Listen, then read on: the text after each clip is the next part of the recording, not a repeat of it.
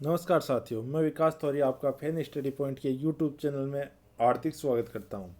आज हम अधिगम की अगली सीरीज में थांडाई का पर्यटन तथा त्रुटि का सिद्धांत पढ़ेंगे।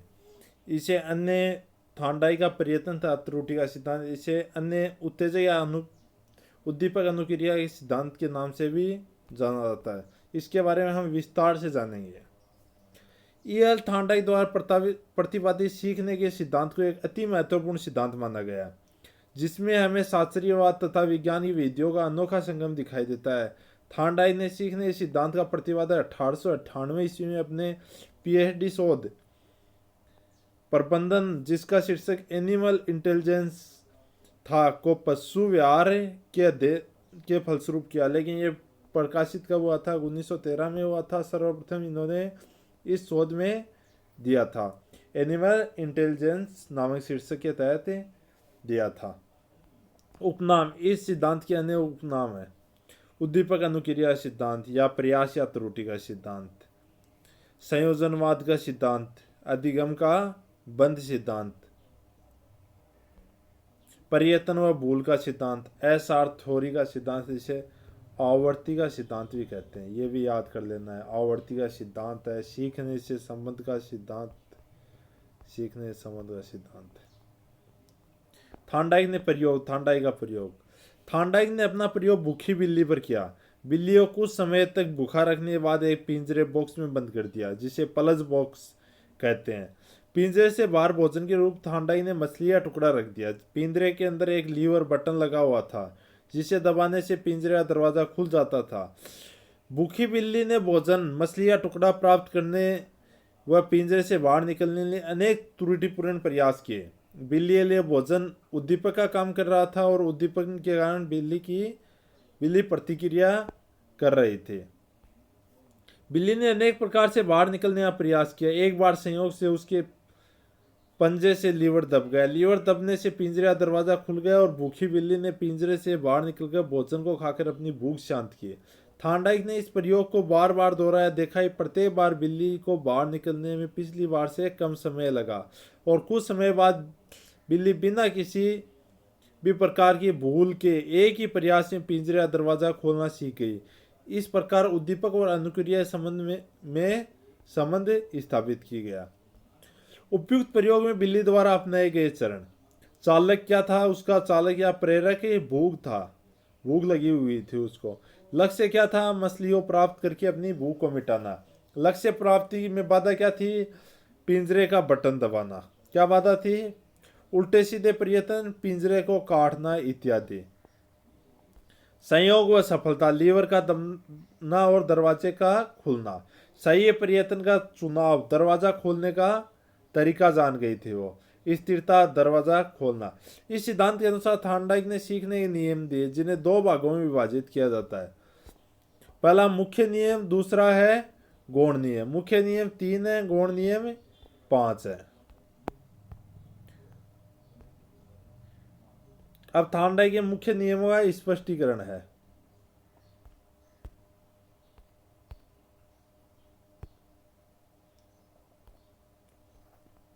पहला मुख्य नियम, तत्परता का नियम। यह नियम कार्य करने से पूर्व तत्पर या तैयार किए जाने पर बल देता है। यदि हम किसी कार्य को सीखने के लिए तत्पर होते हैं तो उसे हम शीघ्र ही सीख लेते हैं। तत्परता का कार्य करने की इच्छा नहीं तो होती है। ध्यान केंद्रित करने में तत्परता सहायता करती है। जैसे इसका उदाहरण, एक घोड़े को तालाब तक ले जाया जा सकता है, लेकिन पानी पीने के लिए बाध्य नहीं किया जा सकता। तो आपको कल भी बताया था ये उदाहरण कि आपको कोई ज़बरदस्ती पढ़ा नहीं सकता। जब आप में तत्परता है पढ़ने की, हमें सिलेक्शन लेना है, तो आप पढ़ोगे। अगला नियम, अभ्यास का नियम। यह नियम किसी कार्य या सीखी गई विषय वस्तु के बार बार अभ्यास करने पर बल देता है। यदि हम किसी कार्य अभ्यास करते रहते हैं तो उसे सफलतापूर्वक सीख जाते हैं। यदि हम सीखे हुए कार्य का अभ्यास नहीं करते तो उसे भूल जाते हैं। इस नियम के 2 उप नियम है। उपयोग का नियम, यह नियम पुनरावृत्ति पर आधारित है कि बार बार पुनरावृत्ति करते हैं, अभ्यास करते हैं। अनुप्रयोग का नियम, यह नियम विस्मृति पर आधारित है। करत करत अभ्यास किए जड़मत हो सुजान रसी आवाजात के शिल पर परत निशान की। हम बार बार यदि प्रयत्न करें तो अंत में हमें सफलता मिलेगी। प्रभाव परिणाम का नियम। इस नियम को संतोष या असंतोष का नियम भी कहते हैं। इस नियम के अनुसार जिस कार्य को करने से प्राणी को सुख या संतोष मिलता है उस कार्य को बार बार करना है, और इसके विपरीत जिस कार्य करने से दुख या असंतोष मिलता है उस कार्य को दोबारा नहीं करना चाहिए। थार्नडाइक के गौण नियमों का स्पष्टीकरण।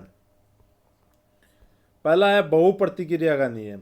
इस नियम के अनुसार जब प्राणी के सामने कोई परिस्थिति या समस्या उत्पन्न हो जाती है तो उसका समाधान करने के लिए वह अनेक प्रकार की प्रतिक्रियाएं करता है, और इन प्रतिक्रियाओं करने का क्रम तब तक जारी रहता है जब तक सही प्रतिक्रिया द्वारा समस्या समाधान या हल प्राप्त नहीं हो जाता। प्रयास व त्रुटियां सिद्धांत इसी नियम पर आधारित है। आपको पूछ ले कि प्रयास व त्रुटियां सिद्धांत कौन सी नियम पर आधारित है, तो उसका क्या आएगा? बहु प्रतिक्रिया नियम। अगला मनोवर्ती का नियम। इस नियम को मानसिक विन्यास का नियम भी कहते हैं। इस नियम के अनुसार जिस कार्य प्रति हमारी जैसी अभिवृत्तियां मनोवर्ती होती है उसी अनुपात में हम उसको सीखते हैं। यदि हम मानसिक रूप से किसी कार्य को करने के लिए तैयार नहीं है तो या तो हम उसे करने में असफल हैं या अनेक त्रुटियां करते हैं तो बहुत विलम्ब हो जाती है। अगला नियम है आंशिक क्रिया का नियम। इस नियम के अनुसार किसी कार्य करने को छोटे छोटे भागों में विभाजित करने से कार्य सरल और सुविधाजनक बन जाता है। इन भागों को शीघ्रता और सुगमता से करके संपूर्ण कार्य पूरा किया जा सकता है। इस नियम पर अंश से पूर्ण की ओर का शिक्षण का सिद्धांत आधारित किया गया। अगला है असादृश्य अनुक्रिया का नियम। इस नियम को आत्मीकरण या समानता का नियम भी कहा जाता है। यह नियम पूर्व अनुभव पर आधारित है। जब प्राणी के सामने कोई नवीन परिस्थिति या समस्या होती है तो वह उससे मिलती जुलती समस्या का स्मरण करता है तथा जिसका वह पूर्व में अनुभव कर चुका है वह नवीन ज्ञान को अपने ज्ञान का स्थायी अंग बना लेता है। अगला है साहचर्य का नियम। इस नियम के अनुसार एक उद्दीपक के प्रति होने वाली अनुक्रिया बाद में किसी दूसरे उद्दीपक से भी होने लगती है।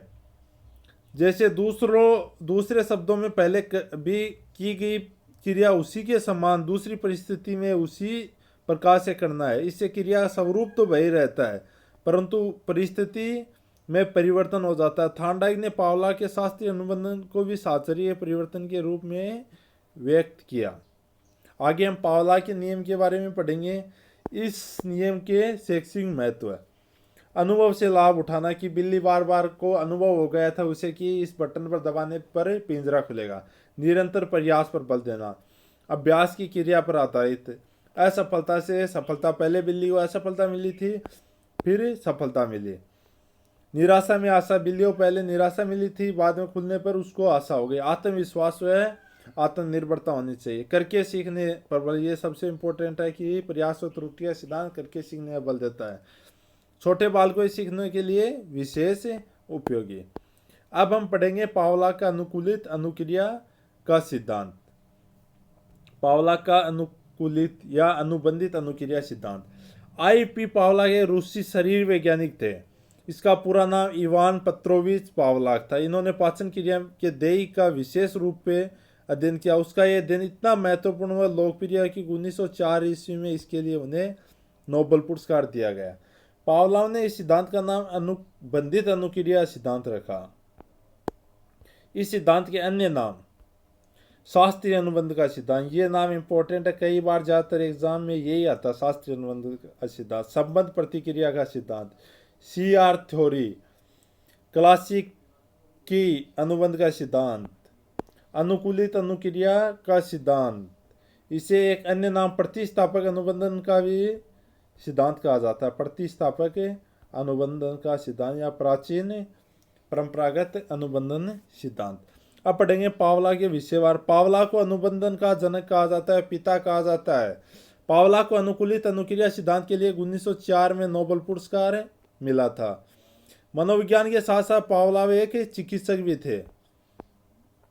पावला ने कुत्ते की पेरोटिड ग्रंथि का ऑपरेशन कर लार का एकत्रीकरण किया। पावला ने कुत्ते पर प्रयोग को 3 चरणों पे पूरा किया। ये इंपॉर्टेंट है तीनों चरण, इन्हें आप ध्यान से देखना।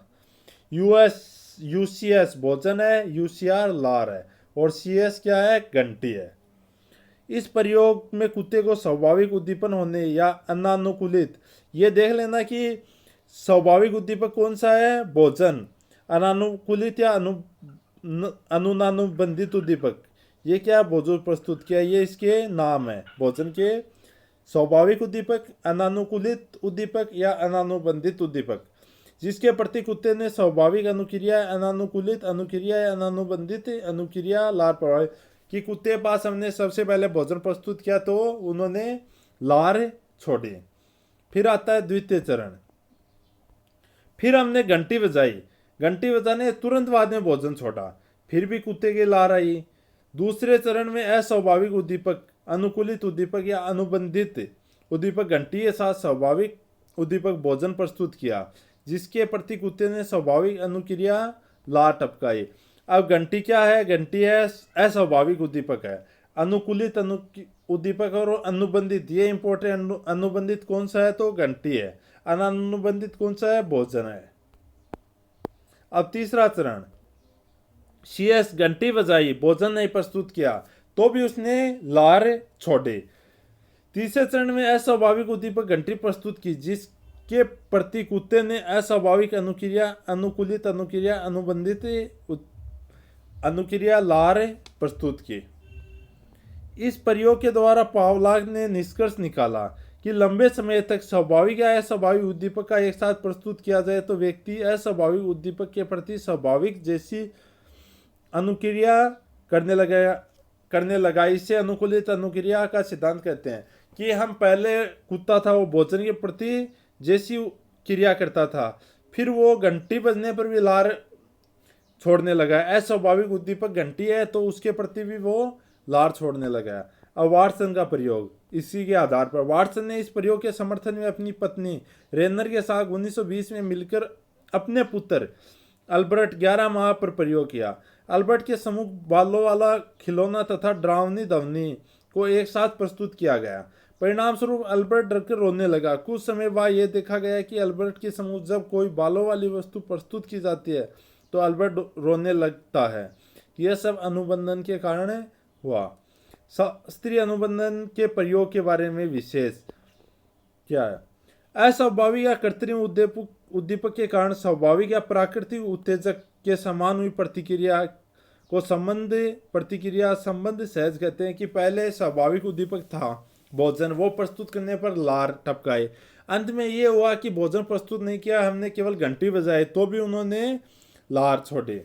जो क्रिया लार गिरना स्वाभाविक उद्दीपक कौन सा है, भोजन के प्रति हो रही थी, वही अस्वाभाविक उद्दीपक घंटी के प्रति होने लगी।